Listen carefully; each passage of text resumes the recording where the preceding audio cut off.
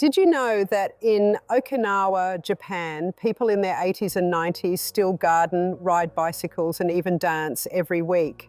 This small island has one of the highest life expectancies in the world, with some residents living well past 100, still mentally sharp and physically active.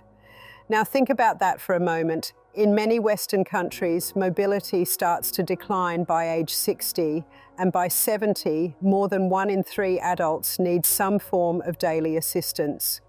How is it that the Japanese stay so active, flexible, and independent, while others struggle with stiffness, fatigue, and memory loss? Researchers from the National Institute on Aging and the University of Tokyo spent years studying these long-lived communities.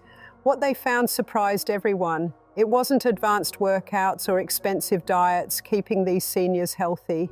In fact, many of them had never set foot in a gym.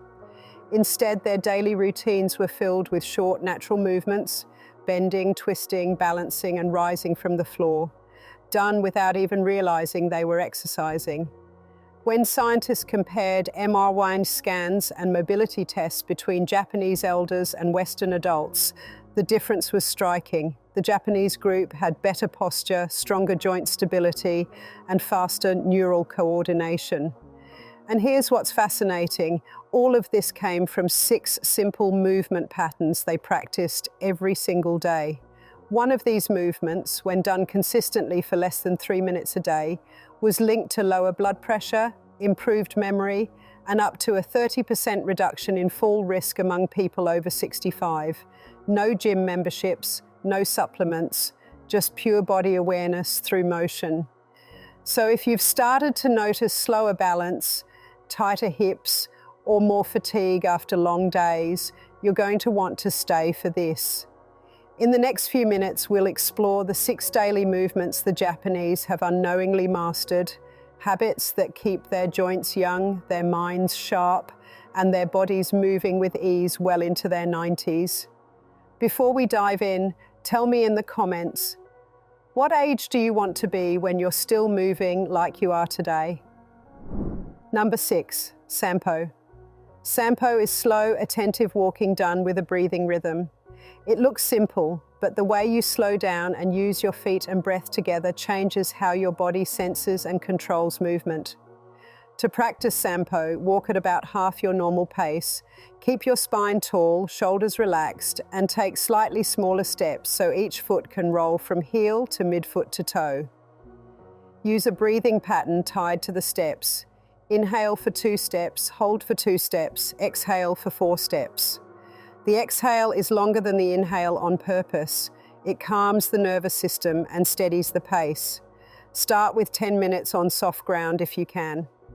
Grass, packed dirt, or a quiet park trail gives better feedback from your feet than hard pavement.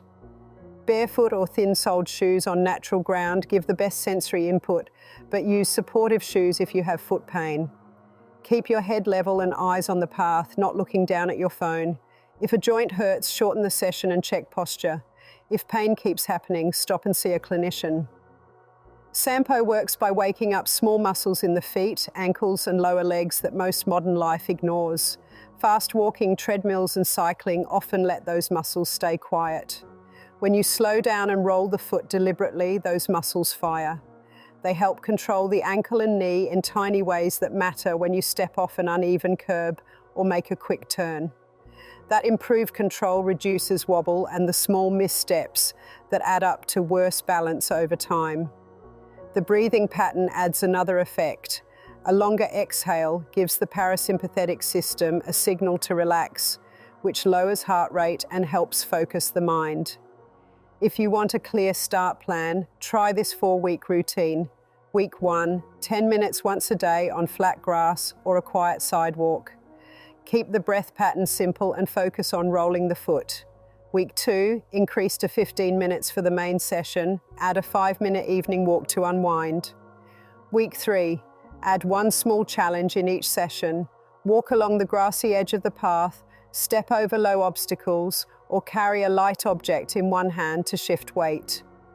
Week 4, keep 2 sessions a day with 1 longer and 1 short. and keep adding gentle challenges only when you feel steady. Practical cues that help. Think heel-to-toe roll, tall spine, relaxed shoulders, and slow, steady breath. If your step becomes hurried, come back to the breathing count. Use the environment. Pick routes with small variations in surface and gentle slopes to train subtle balance without risk. If stairs are part of your life, use Sampo to warm up before you climb a flight. Number 5, Radio Taiso. Radio Taiso is a short flowing set of movements that moves every major joint in the body. The routine takes about 3 minutes and 15 seconds.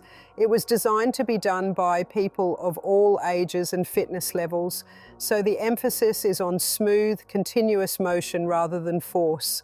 The sequence includes arm circles, side bends, gentle spine rotations, knee lifts, and other linked actions that move shoulders, hips, knees, and the spine through safe ranges.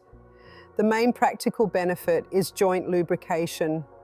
Joints do not have a direct blood supply like muscles do. They rely on motion to circulate synovial fluid, the natural lubricant inside the joint. Short daily movement that takes the joints through range helps that fluid reach cartilage surfaces that are starved when you sit for long periods. The routine also builds timing between opposing muscle groups. When left and right sides coordinate, turning, reaching, and bending become smoother and less likely to cause pulls or slips.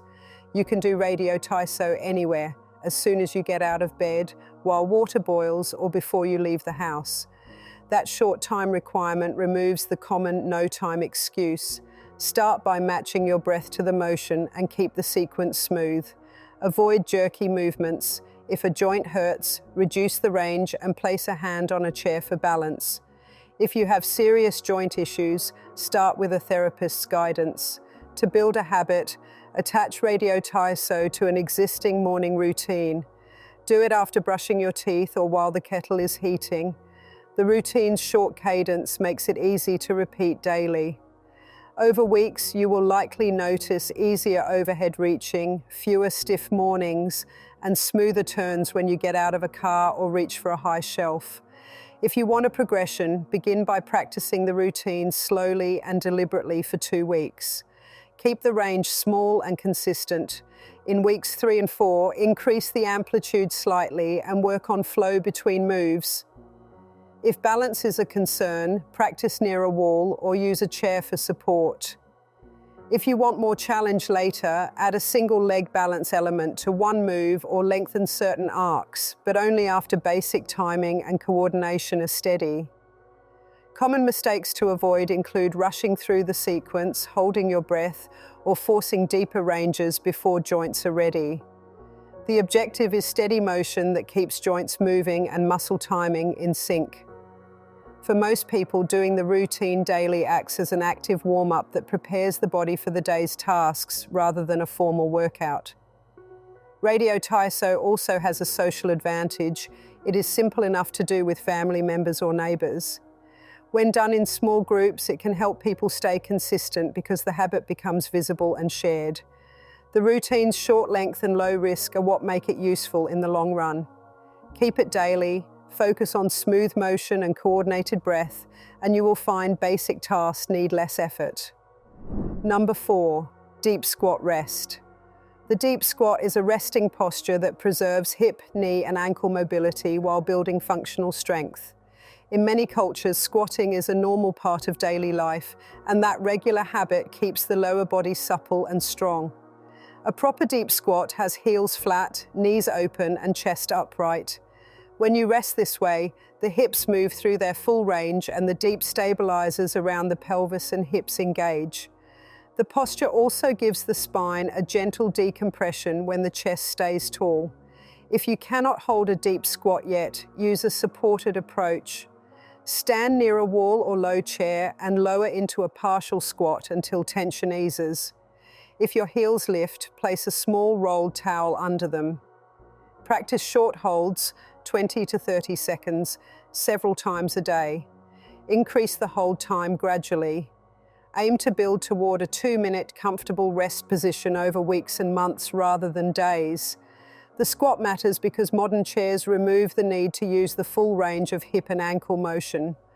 Over time, that shrinkage of range and control shows up as stiff hips, ankle restrictions, and weaker ability to stand from low positions. Regular squatting preserves joint range and keeps the muscles that help you rise and carry load active. The position also strengthens the pelvis and pelvic floor, which helps with bladder control and core stability as you age. Practical cues help keep the movement safe. Keep knees tracking toward toes, chest tall, and distribute weight through the heel and midfoot rather than all on the toes. If the knees pinch, reduce depth and build strength. If the low back rounds, work on chest posture and hip flexibility before increasing depth. For those with recent knee or hip replacement, follow a therapist's plan instead of pushing depth. Use squatting in daily life. Wait for a bus in a squat, garden in a squat, or take short rest breaks this way while doing chores. Treat the squat as a normal rest posture, not a formal exercise set. Over time, using it functionally trains your body to move in low positions that matter for real life, tying shoes, lifting from low shelves, or picking something up without awkward compensation. Safety notes: stop if you feel sharp pain. Work with a clinician if you have active joint inflammation or recent surgery. Progress slowly and use cushions or support to reduce joint stress while building the habit. The deep squat gives practical returns. It keeps ankles mobile, hips open, and low body strength available for everyday tasks. Make it a small, frequent habit, and you will find routine movement feels easier and safer. Number 3, single leg standing. Single leg standing is a short, simple exercise with big practical payoffs. At its core, you lift one foot a little off the ground and hold your balance. That minor challenge forces constant, tiny corrections from your ankles, hips, and core, and it sends rich sensory input to your brain. Over weeks, those repeated corrections refine how your nervous system senses the body in space, which reduces the chance of trips, stumbles, and falls. How to start safely: stand near a stable surface, a countertop, table, or wall, so you can catch yourself if needed. Shift weight onto one foot and lift the other just 1 or 2 inches. Keep your eyes on a fixed point straight ahead. Hold 20 to 30 seconds, then switch sides. Breathe normally. That short hold is enough to start training the small muscles around the ankle and the stabilizers in the hip. Repeat 2 to 3 times per leg. If you feel dizzy or unsteady, lower the foot and try again with more support. Why short holds work? Balance depends on 3 systems: vision, inner ear, vestibular, and proprioception, sensory feedback from muscles, joints, and skin. When you lift a foot, these systems must cooperate quickly. The ankle and foot make micro adjustments. The hip and core control larger shifts. The eyes and inner ear update how your head and body are aligned. Those micro and macro responses are what training targets. Even short practice sessions strengthen the reflexive loops that catch a misstep before it becomes a fall. How to progress without risk. Once holding 30 seconds, each side feels steady. Increase time to 45 to 60 seconds and add simple challenges. Close your eyes briefly for part of the hold. That forces reliance on the inner ear and proprioception. Stand on a folded towel or foam pad to reduce reliable ground feedback. Turn your head slowly while you balance to change vestibular input. Add slow arm movements. Reach one arm forward or sideways to overload coordination. Each change keeps the exercise low impact while increasing demand on coordination. Practical ways to make it habitual. Pair single leg stands with daily tasks. Balance while brushing your teeth in the morning and evening. Do a hold while waiting for the kettle to boil or during TV ads. Because each repetition is short and fits into routine moments, you'll train balance without feeling like you added another chore. Consistency matters more than long sessions. 3 short holds twice a day is better than a single sporadic long session. Common form cues that help. Keep a soft bend in the standing knee to avoid locking the joint. Maintain a neutral pelvis by not leaning the hips sideways. Hold the torso upright but relaxed. Fix your gaze on a non-moving spot at eye height. Breathe smoothly. If you notice the standing knee collapsing inward, focus on lightly pushing the knee out toward the same direction as the middle toe. That engages the hip stabilizers and protects the joint. Mistakes to avoid: locking the knee, holding your breath, gripping with the toes, or using rapid, jerky motions. Those habits create tension and reduce the exercise's training effect. Also avoid immediate big jumps in difficulty. Don't close your eyes or stand on a towel until basic balance feels reliable. If you have recent inner ear problems, severe dizziness, or a history of falls, check with a clinician before progressing. Number 2, floor sitting transitions. Floor sitting transitions are the practical movement of getting down to the floor and rising back up without using your hands. It is a compound skill that combines leg strength, hip and ankle mobility, core stability, and motor planning. In daily life, the ability to move between standing and floor positions matters for many tasks: picking up dropped items, playing with grandchildren, cleaning, or simply sitting on low furniture. Practicing this transition rebuilds the coordinated movement pattern your body needs to remain independent. How to begin? Start with supported practice. Use a low chair, a stable stool, or a countertop for assistance. Lower yourself slowly into a kneeling position or a gentle seated position on the floor, then stand using the support as needed. Practice this lowering and rising pattern 2 to 3 times a day on a soft surface like carpet or a yoga mat. The soft surface protects knees and makes early practice less intimidating. Break the skill into parts.